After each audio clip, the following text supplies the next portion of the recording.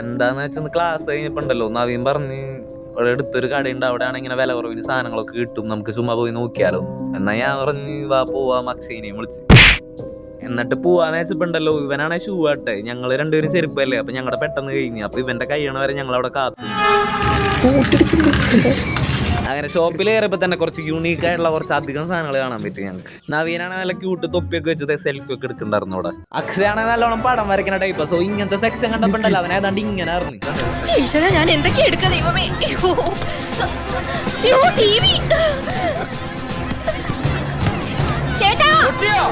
ഇവനാണെ കുറെ തൊപ്പിയൊക്കെ വെക്കുണ്ടായിരുന്നു, എന്തോ ലൂഫിന്റെ തലയിലുള്ള തൊപ്പിയൊക്കെ വേണമെന്ന് പറഞ്ഞു. പിന്നെ നവീനാണെ വീണ്ടും സ്കൂളിൽ പോകാനാണെന്ന് അറിഞ്ഞൂടാ, കുറെ ബാഗൊക്കെ നോക്കിയിട്ടുണ്ടായിരുന്നു. പിന്നെ ഇവിടെ ആണെങ്കിൽ നല്ല പാവൊക്കെ ഉണ്ടായിരുന്നു. പിന്നെ കുറച്ചേരം ഞങ്ങൾ ഈ സംഭവം കളിച്ചില്ല, ഇങ്ങനെ എടുത്ത് നോക്കി. മണമുള്ള പൂനുള്ളി മുടിയിൽ ചൂടി മണിക്കുട്ടി നീ എന്റെ മനസ്സുനുള്ളി. ഞാനാണ് ഉറങ്ങുമ്പോ കണ്ണിക്ക് വെളിച്ചൊന്നും അടിക്കാണ്ടിരിക്കാനുള്ള ഒരു സാധനം വാങ്ങി. അക്ഷയാണ് പിന്നെ അത്രയും തപ്പിട്ട് വാങ്ങിയത് ഈ ഒരു പാന. ഇത് രണ്ടും കൂടെ ബില്ലടിച്ച് ഞങ്ങൾ അവിടെ നിന്ന് ഇറങ്ങി. അപ്പൊ ഓക്കെ ബൈ ബൈന്ന്.